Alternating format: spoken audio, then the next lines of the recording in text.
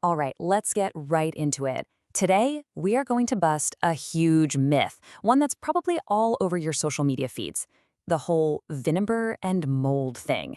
It's one of the most common pieces of cleaning advice out there, but as we're about to see, it's also deeply flawed. So, picture this. You find that patch of black or green mold starting in the corner of your bathroom or behind some furniture. We've all been there.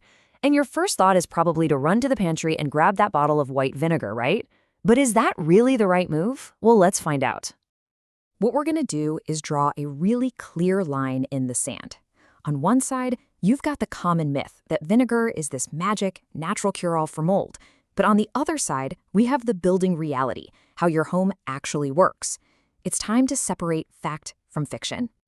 Now look, I get why this myth is so popular. It's not totally made up. White vinegar is acidic, right? It's got a pH of around 2.5, and that acid absolutely can kill a lot of different types of mold that are sitting right there on the surface.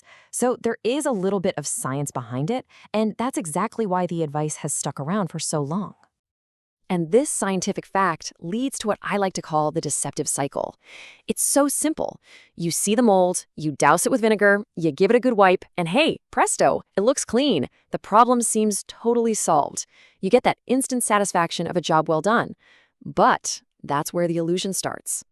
Because that's all it is. It is a temporary fix. And it's a dangerous one. Not because the vinegar itself is going to hurt you, but because it gives you this false sense of security. It tricks you into thinking you've handled the root of the problem when all you've really done is hit the snooze button on it. And here is the absolute key to understanding this. Mold is only a symptom. That's it. It's the visible sign of a much bigger problem happening in your house. Think of it this way. Treating mold with vinegar is like taking a cough drop for pneumonia. Yeah, it might make your throat feel a bit better for a minute, but it does absolutely nothing to fight the actual infection.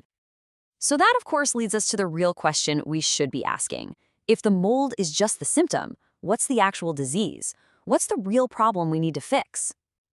And the answer is surprisingly simple. It all comes down to one thing: moisture. Moisture is the cause. It's the environmental condition that gives mold the green light to set up shop and start growing in your home. If you don't deal with the moisture, you will never, ever get rid of the mold for good. This table here just lays it out perfectly. When you're using vinegar, you're focused on the symptom. Sure, you kill the surface mold and it disappears for a little while. But the real problem, that moisture trapped in the walls, the lousy ventilation, those cold spots in the corner, that stuff is completely unchanged. And what does that mean? It means the mold is guaranteed to come back. Let's be crystal clear about what vinegar just flat out cannot do. It's not going to pull moisture out of your drywall. It doesn't stop condensation from forming on cold windows.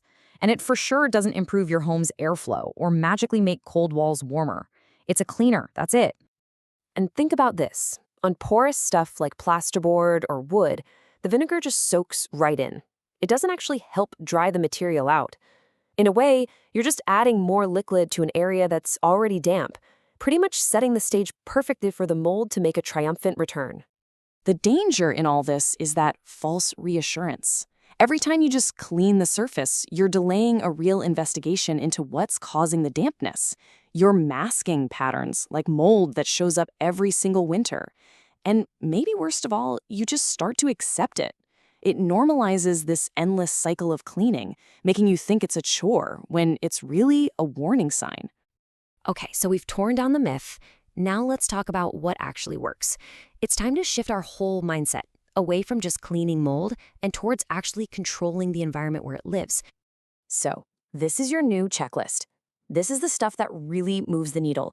Improving ventilation, opening a window or using an exhaust fan. Managing moisture from things like showers and cooking. Keeping your heat consistent so surfaces stay warm. And of course, fixing any leaks and letting damp areas dry out completely. These are the real fixes. So, does this mean you should just toss your vinegar in the bin? Well, not necessarily. There's a time and a place. It might be okay for a tiny one-off spot of surface mold you've never seen before, but it is absolutely the wrong tool for any mold that keeps coming back. If you see it recurring in bathrooms, bedrooms, cold corners, or behind the sofa, that's your house screaming at you that the problem is environmental. And that really brings us to the big takeaway here. To win this battle, you have to adopt a totally new way of thinking, a building-first mindset. I want you to repeat this after me. This is not a cleaning problem, it is a building performance problem. Your house is trying to tell you something. It's giving you feedback about its moisture, its ventilation, or its insulation. Your job is to stop scrubbing and start listening.